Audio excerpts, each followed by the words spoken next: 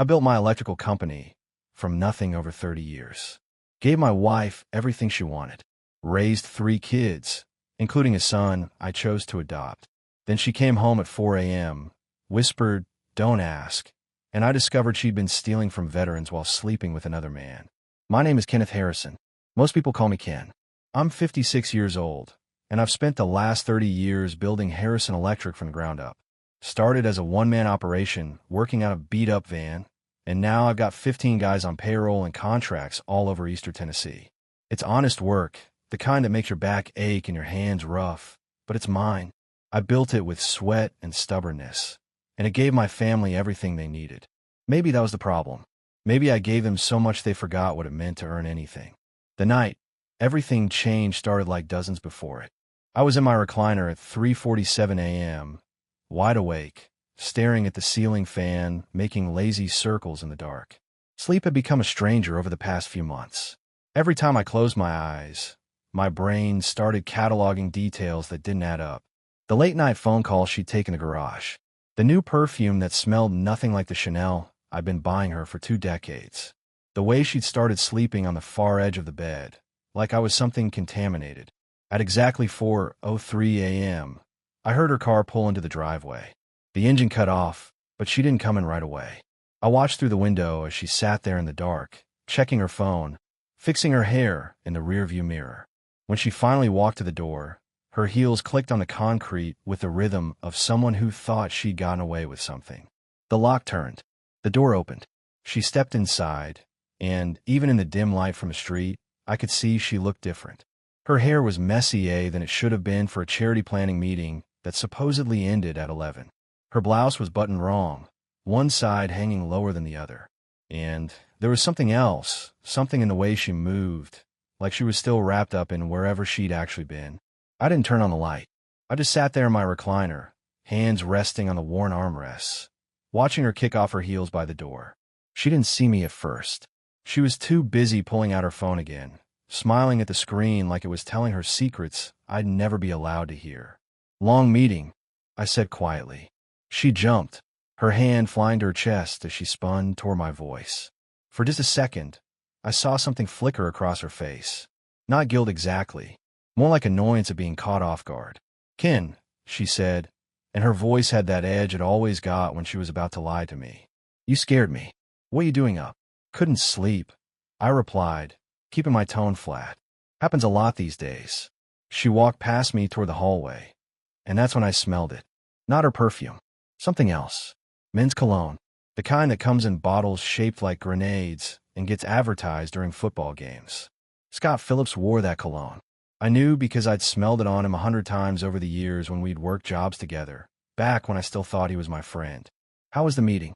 I asked, my voice steady as a level. Melanie Harrison paused in the hallway, her back to me.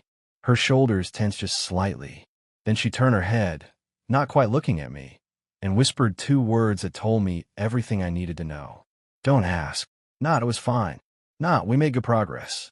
"Just don't ask," delivered with a little smirk that said she thought I was too weak or too stupid or too checked out to do anything about whatever she'd been doing. She disappeared into the bedroom. The door clicked shut. I heard the shower start running a minute later. I sat there in the dark, my hands still resting on the armrests, and for the first time in months, I felt something besides confusion and hurt. I felt clarity. Cold, sharp clarity that cut through all the excuses I'd been making for her, all the ways I'd been telling myself I was imagining things. I pulled out my phone and opened my contacts, scrolled past the names of suppliers and electricians and building inspectors until I found the one I needed. Brian Harrison, my younger brother, 4 years my junior, and the best private investigator in Eastern Tennessee. We hadn't talked in 3 months, not since I'd blown off his invitation to go fishing because Melanie said she needed me home for some dinner party that never actually happened. I didn't call him. Not yet. But I looked at his name for a long time, my thumb hovering over the screen. Then I opened my notes app and started typing. Everything I'd noticed over the past 6 months. Every lie, every inconsistency, every moment that hadn't felt right. The dates, the times, the details. I was an electrician. I knew how to trace a circuit back to its source. And Melanie had just shown me exactly where this one led. By the time the sun started bleeding orange through the kitchen window, I had 4 pages of notes and a plan taking shape in my head. She thought I was predictable, thought I'd fold her metaphorical laundry and ask no questions. She was about to learn that 30 years of pulling wire and reading blueprints had taught me something valuable about systems. You can't see the damage from the outside. You have to get inside the walls. You have to trace every connection. And you have to know exactly which breaker to flip to kill the whole thing dead. I closed my notes app and stared at my phone for another moment. Then I opened my messages and typed 4 words to my brother. Need your help. Urgent. His response came back in less than 30 seconds. On my way.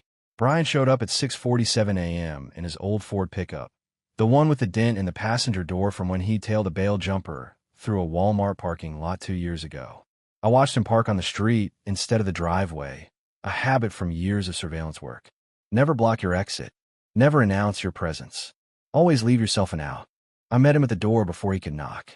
The last thing I needed was Melanie waking up and asking questions I wasn't ready to answer yet. Brian looked the same as always. Jeans and a button-down shirt, sunglasses hanging from his collar, a worn leather messenger bag over his shoulder. But his eyes were sharp when they met mine, already working, already reading the situation. You look like hell, Brian said quietly as I let him in. 4 hours of sleep in 3 days will do that, I replied, closing the door behind him. Coffee. Always. We went to the kitchen, and I poured 2 cups from the pot I made an hour ago.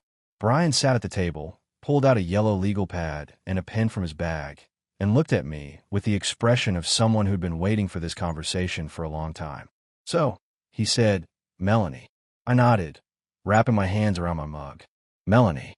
How long have you known? Brian asked, his pen already moving across the paper. Known for sure? Since about 4 hours ago. Suspected? 6 months, maybe longer. I took a sip of coffee, let the bitterness ground me. She came home at 4 this morning. Wrong buttons on her shirt, different perfume, wouldn't look me in the eye. Brian wrote something down. She'd say where she'd been. Charity meeting for the Veterans Fund. Said it ran late. At 4 a.m., Brian's eyebrow went up. That's not even trying. No, I agreed. It's not. You think you know who? My brother asked, though from the tone of his voice, he already suspected I did. I set my mud down harder than I meant to. Scott Phillips. Brian stopped writing. Looked up at me. Your old work buddy Scott? The guy who borrowed your tools and never returned them on time? That's Scott Phillips.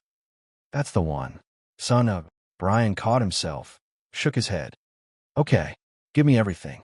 Timeline, patterns, anything unusual. I spent the next 20 minutes walking him through it all. The late-night phone calls Melanie started taking in the garage about 8 months ago. The new clothes she bought but never wore around me. The way she'd started going to the gym at weird hours. Coming home showered, but not sweaty. The Veterans Fund she'd suddenly become passionate about. The same one where Scott's wife Linda volunteered. The credit card charges I'd noticed. Restaurants I'd never been to. Hotels in town she claimed to visit for work. Brian wrote it all down, occasionally asking questions, his face getting grimmer with each detail. When I finished, he sat back and tapped his pen against the pad. This is textbook, he said. She's not even being careful anymore. That means either she thinks you're too blind to notice, or she wants you to find out, or she just doesn't care. I added quietly. Maybe. Brian studied me for a moment. What do you want from this, Ken? You want proof for a divorce? You want to know how long it's been going on? You wanted to find out if there are others? I want everything, I said, and I was surprised by how calm my voice sounded. Every detail, every lie, every time she's looked me in the eye and fed me bull. I want to know exactly who my wife has been for the past however many months or years this has been happening. Brian nodded slowly. I can do that. But Ken, once you know everything, you can't unknow it. Some of what I find might hurt worse than what you're imagining. Good, I said. I'm done imagining. I want facts. My brother stood up, tucked his notepad back in his bag. I'll start today. GPS tracker on her car, run her credit cards, pull phone records if you can give me a copy of the bill.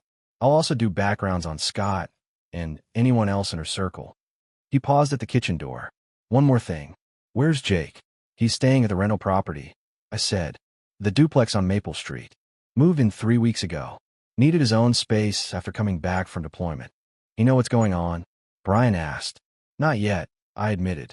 But Jake's sharp. He probably suspects something. Kids got good instincts. Keep them in the loop when you're ready, Brian advised. You're going to need people on your side when this blows up. And Ken, it will blow up. I'm counting on it. 3 days after Brian started his investigation, I got a call that changed everything. It wasn't from my brother. It was from Danny Kowalski, a guy I'd hired 5 years ago, fresh out of trade school. Good worker, never missed a day, and his dad was a Vietnam vet who'd been getting help from the same veterans fund Melanie supposedly volunteered for. Boss, you got a minute? Danny asked when I answered. His voice sounded tight, uncomfortable. Sure, what's up? I was in the truck between job sites, eating a sandwich that tasted like cardboard. Danny hesitated. It's about that charity your wife works with, the Veterans Fund. I set the sandwich down. What about it? My dad got a letter yesterday. They're shutting down the emergency assistance program, so they don't have the funds anymore. Danny paused. But boss, I saw the numbers from their last fundraiser. They pulled in over 200 grand. Where'd that money go? I felt something cold settle in my stomach. You sure about those numbers? Positive, Danny replied. My girlfriend helped organize the silent auction. She kept all the receipts. After I hung up, I sat in my truck for a long time, engine running, mind racing. Then I called Brian. I need you to look into the Veterans Fund financials, I said when he picked up. Something's not adding up. Already on it, Brian told me. Got a friend at the State Charity Oversight Office. Should have preliminary records by tomorrow. Make it today, I said. I think Melanie's not just cheating. I think she's stealing. The records came through at 6 that evening. Brian showed up at my shop after my crew had left, spread a stack of papers across my desk, and watched my face as I read through them. The Veterans Fund had taken in $847,000 over the past 3 years through fundraisers, donations, and grants. According to the records, they'd paid out $680,000 in assistance to veterans and their families. That left $167,000 for operational costs, which seemed reasonable for an organization that size. Except Brian had found something else. A second set of books, hidden in the personal laptop of the fund's treasurer. The real numbers showed only $340,000 paid out to veterans. The rest, over $340,000, had been funneled through fake invoices to a company called Horizon Property Management. Let me guess. I said, my voice flat. Horizon doesn't exist. Oh, it exists, Brian corrected me. Incorporated 2 years ago in Delaware. Want to know who the registered agent is? I already knew, but I let him say it anyway. Brittany Harrison, Brian said, sliding another document across the desk. Your daughter. She set up the shell company, probably thinking nobody would connect her law firm to a charity scam.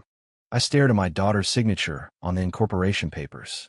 Brittany, my little girl who I'd put through law school, who I'd been so proud of when she passed the bar. She'd helped her mother steal from veterans. From guys like Jake, who'd given everything for this country and came home with nothing but nightmares and a government that barely remembered they existed.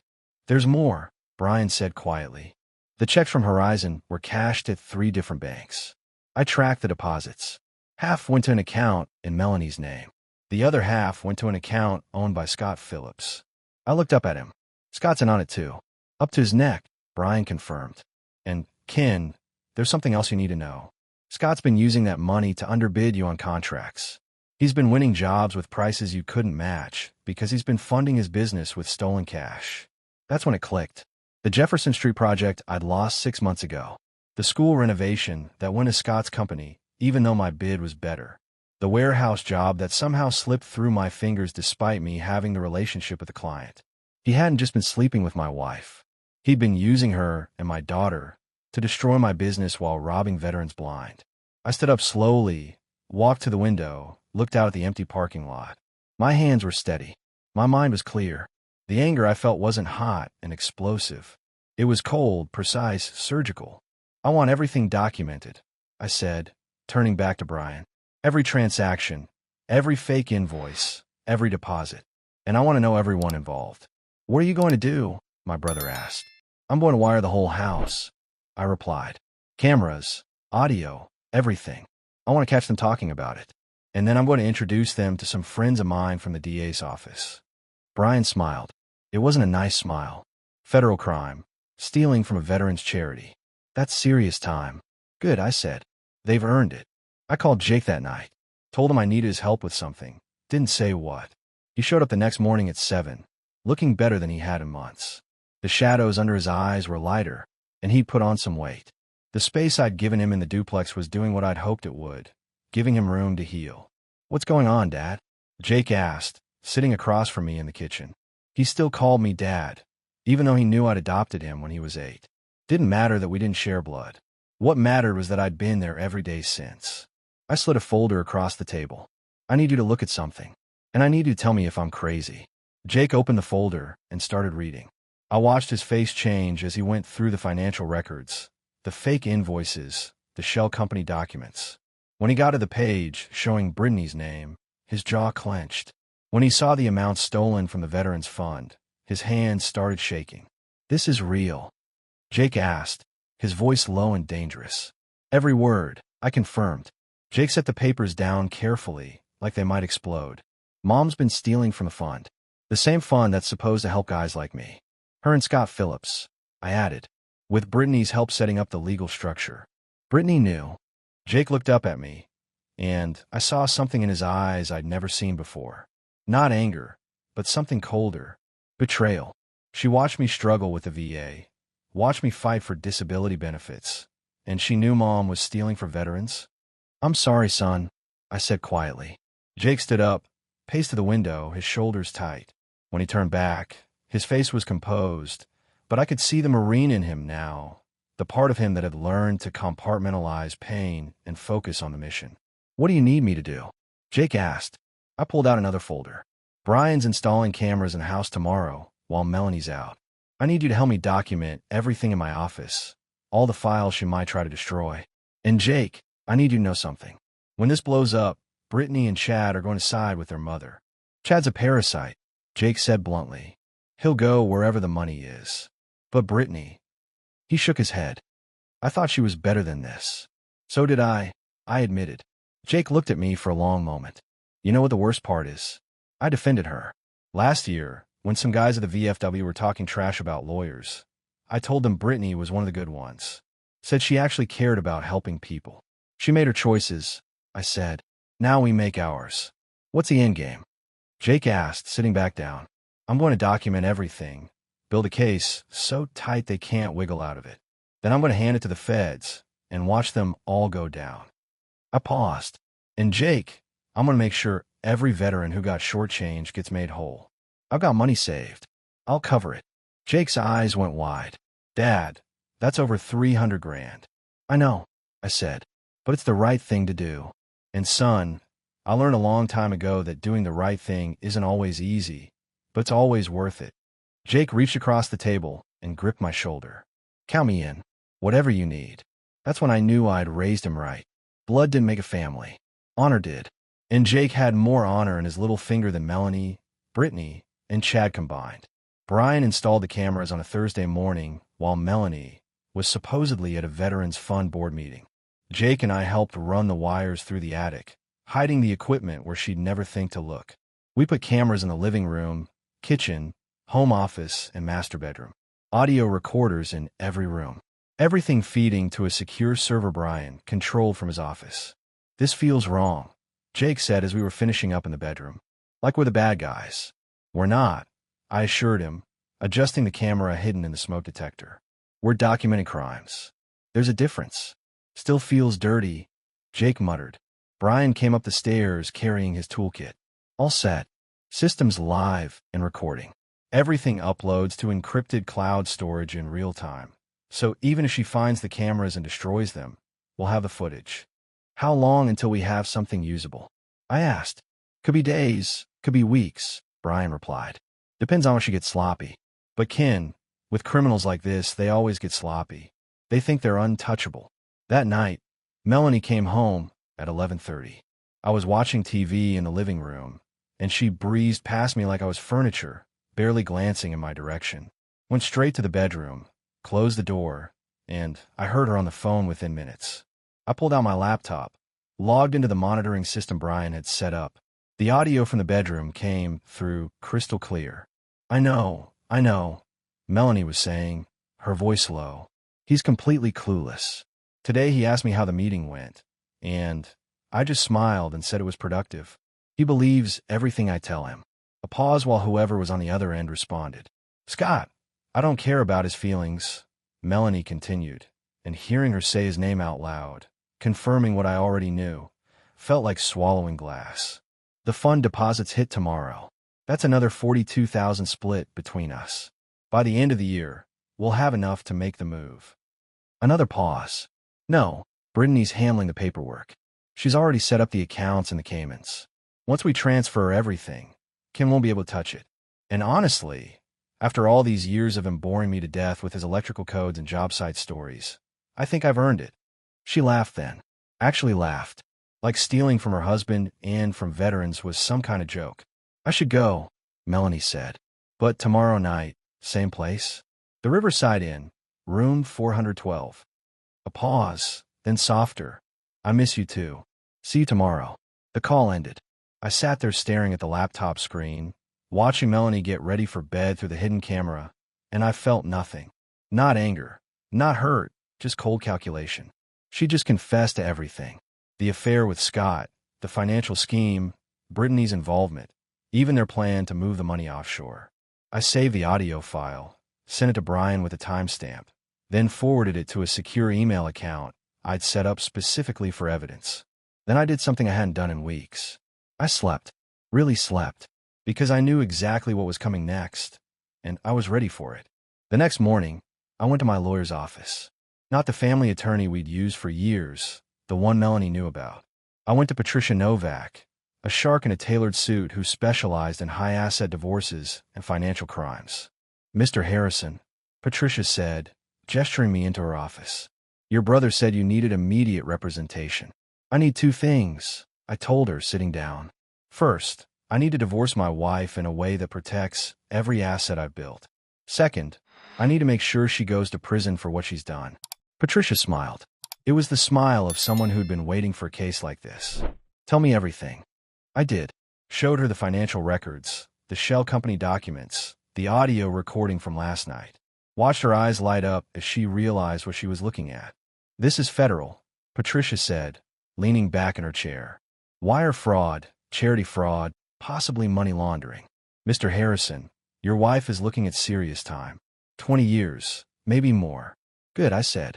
What do I need to do? First, we're going to freeze everything, Patricia explained. I'll file an emergency motion to freeze all joint assets pending investigation.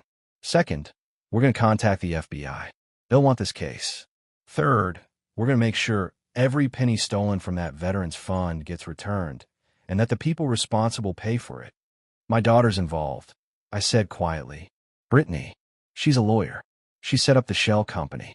Patricia's expression didn't change. Then your daughter will be disbarred and prosecuted. Family doesn't get a pass when it comes to federal crimes, Mr. Harrison. I know, I said. I just needed to hear someone else say it. 2 days later, Scott Phillips showed up at my shop. I was in the warehouse checking inventory when Danny came to get me, looking nervous. Boss, Scott Phillips is here. Says he needs to talk to you about a job. I felt my jaw tighten, but I kept my voice level. Send him back. Scott walked into the warehouse like he owned the place, that easy smile on his face, the same smile that had fooled me for years. He was wearing expensive boots, designer jeans, a leather jacket that probably cost more than my truck payment, all bought with stolen money. Ken, Scott said, extending his hand like we were still friends. Been too long, man. How's business? I looked at his hand, but didn't take it. Just crossed my arms and stared at him. What do you want, Scott? His smile faltered slightly. That's cold, buddy. Ken, an old friend, stopped by. We're not friends, I said flatly. Haven't been for a while. So again, what do you want? Scott's expression hardened just a bit. Fine. I'm bidding on the Riverside Elementary renovation. Heard you were too. Thought maybe we could talk, avoid a bidding war, work something out. Work something out, I repeated slowly. You mean like you've been working things out with my wife? The color drained from Scott's face. For just a second, I saw panic flash across his eyes before he recovered, forcing a confused laugh. What are you talking about? You know exactly what I'm talking about, I said, taking a step closer. Thursday nights at the Riverside Inn, room 412. Wanting to keep going. Scott's hands clenched into fists at his sides. Ken, I don't know what you think you know, but I know everything. I interrupted, my voice deadly calm. I know about you and Melanie. I know about the Veterans Fund.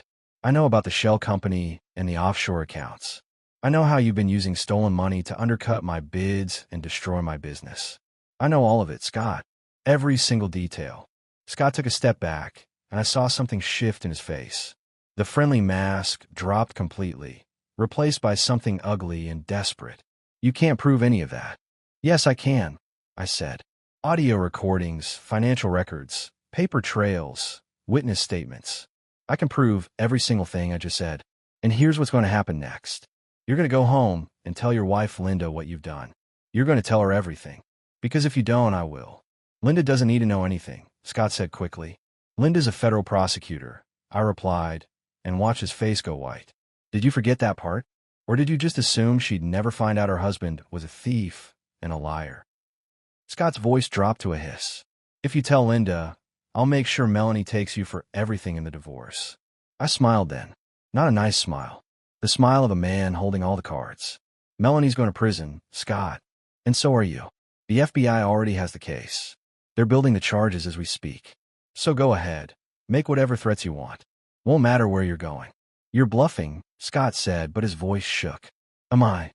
I pulled out my phone, opened the audio file from 2 nights ago, and played it. Melanie's voice filled the warehouse, clear as day. Scott, I don't care about his feelings. The fund deposits hit tomorrow. That's another $42,000 split between us. I stopped the recording. Scott stood there, frozen, his face the color of old concrete. Get out of my shop, I said quietly. And Scott, don't come back. Ever. Scott turned and walked away, his expensive boots echoing on the concrete floor. He didn't look back, didn't say another word, just got in his truck and drove off, and I knew I'd never see him again, except maybe in a courtroom. Danny appeared from behind a stack of wire spools. Holy hell, boss. Did that just happen? Yeah, I said, putting my phone away. It did. What happens now? Danny asked. I looked out at the parking lot, at the empty space where Scott's truck had been. Now we wait. And Danny, tell your dad that every veteran who got shortchanged by that fund is going to get their money back. I'm making sure of it. Agent Daniel Delgado from the FBI's White Collar Crimes Division called me on a Friday morning. Brian had forwarded everything to the Bureau 3 days earlier, and apparently, they'd moved fast. Federal prosecutors didn't mess around when it came to stealing for veterans.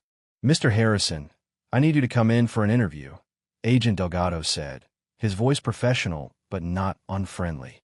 We've reviewed the materials your brother submitted, and we'd like to discuss next steps. I met him at the federal building downtown, an imposing structure that made me feel small despite being 6'2". Agent Delgado turned out to be a compact man in his early 40s with sharp eyes and a handshake that could bend rebar. He led me to a conference room where another agent waited, a woman named Cooper who looked like she could throw me through a wall if necessary. Mr. Harrison, you've built quite a case, Agent Delgado said, spreading the documents across the table. Shell companies, fraudulent invoicing, conspiracy to commit wire fraud. Your wife and Scott Phillips are looking at serious federal charges. What about my daughter? I asked, the words tasting bitter. Brittany. She set up the legal structure. Agent Cooper leaned forward. Ms. Harrison is an attorney. She should have known what she was doing was illegal. She'll be charged as a co-conspirator and face disbarment proceedings. I nodded slowly. Hearing it confirmed made it real in a way it hadn't been before. My daughter was going to prison. The little girl I taught to ride a bike was going to be a convicted felon. We need your cooperation, Agent Delgado continued. We want you to wear a wire. Get your wife to talk about the scheme on record. We have the audio from your home surveillance, but a direct conversation with you would seal the case. When? I asked. Tomorrow night, Agent Delgado replied. We'll set you up with recording equipment. All you have to do is ask the right questions and let her talk. Can you do that? I thought about Melanie laughing on the phone with Scott, talking about how clueless I was. Thought about all the veterans who'd been denied help because she'd stolen their money. Thought about Jake coming home from war with nothing but nightmares in a country that couldn't even protect the fund meant to help him. Yeah, I said. I can do that. The next evening, I sat in an FBI van 2 blocks from my house while Agent Cooper fitted me with a wire. The equipment was smaller than I expected. Just a tiny microphone clipped inside my collar, and a transmitter the size of a deck of cards taped to my lower back. Just be natural, Agent Cooper instructed. Don't push too hard. Let the conversation flow. If she gets suspicious, back off. She won't get suspicious, I said. She thinks I'm an idiot. Agent Delgado handed me a list of topics to cover. The Veterans Fund. The Shell Company. Scott. Their plans for the money. Hit as many of these as you can, but don't make it obvious. You're just a concerned husband, asking questions. I drove home, parked in the driveway, and walked into my house for what I knew would be one of the last times of the married man. Melanie was in the kitchen making dinner, humming along to some song on her phone. She looked up when I came in and smiled, the same fake smile she'd been giving me for months. Hey, honey, Melanie said brightly. How was your day? Long, I replied, setting my keys on the counter. We need to talk. Her smile faltered slightly. About what? I pulled out my phone, opened my banking app, and showed her the screen. About this. I was reviewing our accounts today, and I noticed some irregularities. Money moving in and out of accounts I don't recognize. Melanie's face went pale. I can explain that. Then explain, I said calmly. Because from where I'm sitting, it looks like someone's been transferring money without telling me. She set down the wooden spoon she'd been holding, wiped her hands on a towel. When she looked at me, her eyes were calculating, trying to figure out how much I knew. Ken, those are investment accounts. I've been working with a financial advisor. What financial advisor? I pressed. What's their name? His name is, it's complicated, Melanie stammered. I didn't want to bother you with the details. Try me, I said. I'm very interested in the details. Melanie paced to the window, her back to me, and I could see her shoulders tense. The wire under my shirt felt like it was burning, but I kept my expression neutral, waiting. You wouldn't understand, Melanie finally said, turning back to me. You've never understood what I need, what I deserve. What you deserve, I repeated carefully. Melanie, we've been married 28 years. I've given you everything I could. What more do you need?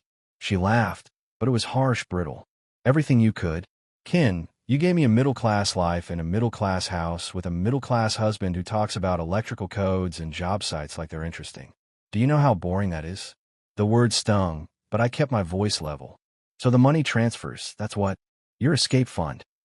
It's my future, Melanie said, her voice rising. Scott and I have been planning this for 2 years. We're going to Costa Rica, somewhere you and your boring life can't follow us. Scott Phillips, I said, letting the name hang in the air. My friend Scott. Your friend is twice the man you are, Melanie shot back. He's ambitious, exciting. He doesn't spend his evenings covered in wire dust talking about voltage drops. And the Veterans Fund?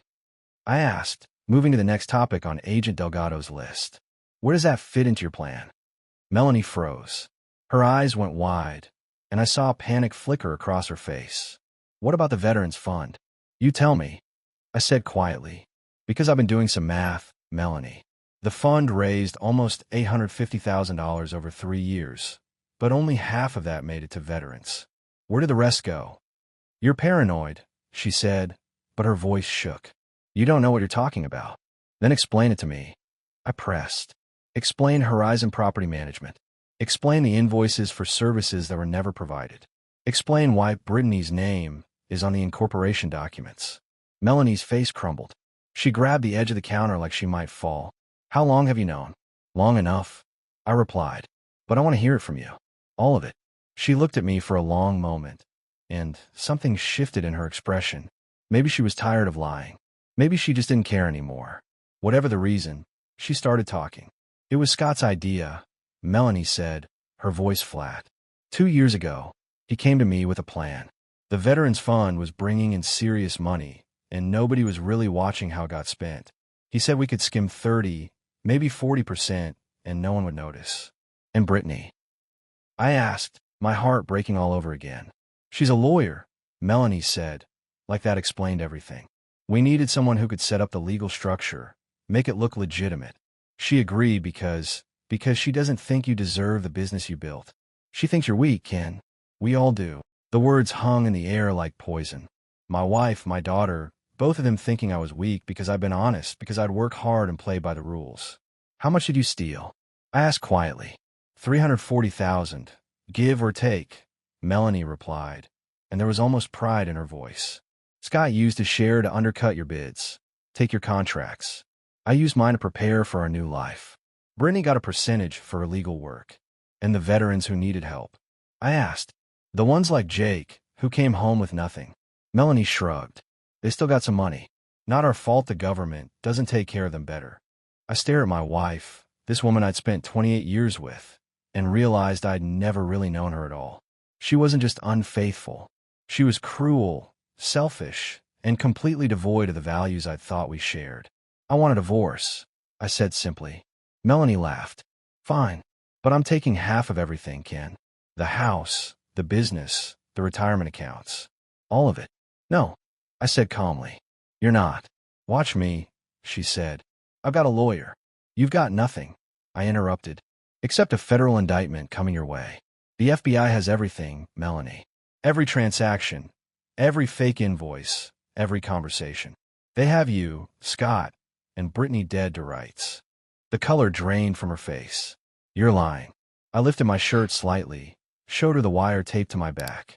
I'm not. And everything you just said? The FBI heard every word. The FBI moved fast.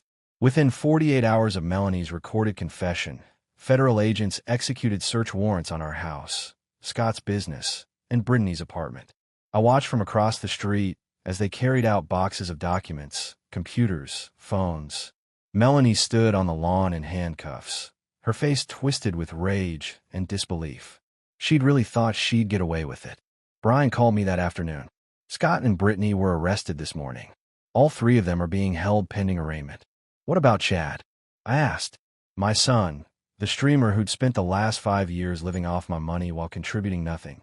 He's cooperating, Brian said carefully. Apparently he knew about the scheme, but wasn't directly involved. He's testifying against his mother and sister in exchange for immunity. I wasn't surprised.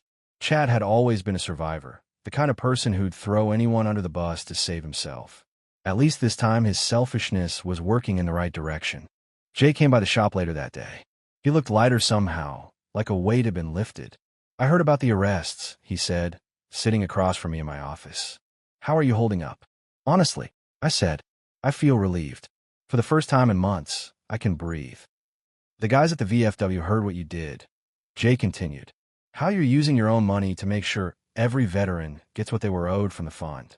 They want to throw you a dinner, Dad. Honor you properly. I shook my head. I don't need recognition. I just needed to do the right thing. I know, Jake said. That's why they want to honor you. Because you didn't have to do any of this. You could have just divorced Melanie quietly, protected yourself, and walked away. But you didn't. You made sure justice happened. Not just for you, but for everyone she hurt. 3 weeks later, I stood in a federal courtroom and watched Melanie, Scott, and Brittany plead guilty to conspiracy to commit wire fraud, theft from a charitable organization, and money laundering. The prosecutor laid out the entire scheme in brutal detail. The fake invoices, the shell company, the systematic theft of funds meant to help veterans. Brittany cried through the whole thing, but Melanie just stared straight ahead, her face a mask of cold fury. The judge sentenced Melanie to 8 years in federal prison. Scott got 7. Brittany, because she cooperated and provided testimony, got 4 years in permanent disbarment. I felt nothing watching them led away in handcuffs. No satisfaction, no vindication, just a hollow sense that justice, while served, couldn't undo the damage they'd done. Linda Phillips, Scott's wife, came up to me in the courthouse hallway afterward. As a federal prosecutor herself, she'd recused herself from the case, but attended every hearing. Thank you, Linda said quietly, for not letting them get away with it. You deserve better than Scott, I replied. So did you, Linda said. Better than Melanie. But at least now we both know the truth, and we can move forward. I watched Linda walk away, this strong woman who'd lost her marriage but kept her dignity. Then I walked out of the courthouse into the bright Tennessee sunshine, got in my truck, and drove to the VFW hall, where Jake was waiting. Where a room full of veterans, men who'd given everything for this country, stood up and applauded when I walked in. Not because I was a hero, but because I'd done what was right when it would have been easier to do nothing. That night, I stood at the podium and looked out at faces scarred by war and hardship, men who understood sacrifice in ways most people never would. I didn't do this for recognition, I said. I did it because my son Jake came home from war and deserved better than to be stolen from by people who pretended to care. You all deserve better. And I couldn't stand by and let it happen. The applause that followed was deafening, but what mattered most was Jake standing in the front row, pride shining in his eyes. My son, not by blood but by choice. The only family that really mattered. 15 months after the arrests, I stood in the parking lot of the new Veterans Resource Center, watching the construction crew put the finishing touches on the building. I'd sold the house I'd shared with Melanie, liquidated some investments, and used the money to build something that would actually help people. The Harrison Veterans Resource Center would offer job training, counseling, housing assistance, and emergency funds for veterans in crisis. Jake stood beside me, wearing his Marine dress uniform. He was the center's new director, and watching him take ownership of this project had been better than any revenge I could have imagined. You ready for the ribbon cutting? Jake asked. As ready as I'll ever be, I replied. The ceremony was simple. The mayor spoke, a few local veterans shared stories, and then I took the podium. This center exists because good people refused to stay silent when they saw injustice, I said, looking out at the crowd. It exists because a community came together and said our veterans deserve better. And it exists because my son Jake reminded me that family isn't about blood. It's about showing up. It's about doing the right thing, even when it's hard. After the ceremony, Brian pulled me aside. Heard from Patricia today, my brother said, referring to my divorce attorney. The final decree came through. You're officially a free man. How much did she take? I asked, though I already knew the answer. Nothing, Brian replied with a grin. Federal asset forfeiture took everything she had. The house, the cars, the offshore accounts. It's all being liquidated to pay restitution to the victims. I thought about Melanie, sitting in a federal prison, stripped of everything she'd valued, facing 6 more years of consequences for her choices. Part of me wanted to feel satisfaction, but mostly I just felt tired. Tired of the anger, tired of the betrayal, tired of looking backward. What about Brittany? I asked. Brian's expression darkened. Still in prison. Won't be eligible for parole for another 2 years. She writes to Chad sometimes, but he never responds. Chad had moved to Oregon 3 months after the trial, cut off all contact with his mother and sister. I'd heard through mutual friends that he'd gotten a real job, was actually working for a living. Maybe the shock of watching his family implode had finally forced him to grow up. Or maybe he was just running from the shame. Either way, he'd made his choice to testify against them, and now he had to live with it. What about you? Brian asked, studying my face. You doing okay? I looked at the Veterans Center, at Jake talking with some of the guys who'd be using the services, at the future I was building instead of the past I'd lost. Yeah, I said. I really am. 6 months later, I met someone. Her name was Rachel. She was a nurse at the VA hospital, and she had a smile that made me remember what it felt like to be seen. We took it slow, coffee dates and long conversations, building something real instead of rushing into something convenient. She knew my story, knew about Melanie and the betrayal, and she didn't run. She just listened, and then she told me about her own divorce, her own scars, and how she'd learned that starting over wasn't about forgetting the past. It was about not letting the past define your future. On a cool October evening, I stood with Rachel at a high school football game, watching Jake coach a youth team he'd started through the Veterans Center. The kids on the field were a mix of military families and at-risk youth, all of them getting a chance they might not have had otherwise. Jake blew his whistle, shouted encouragement, and I saw the man he'd become despite everything he'd been through. Rachel squeezed my hand. You built something good here, Ken. We built something good, I corrected, looking at the center, the team, the community that had rallied around an idea. All of us together. My phone buzzed. Text from Jake. Got accepted to grad school. Counseling program. Going to help more vets coming home. I smiled. Typed back. Proud of you, son. And I was. Proud of Jake. Proud of what we'd built. Proud that I'd had the courage to blow up my comfortable lie and face the truth. Melanie had taken 28 years of my life, but she hadn't taken my future. That still belonged to me, and I was going to make it count.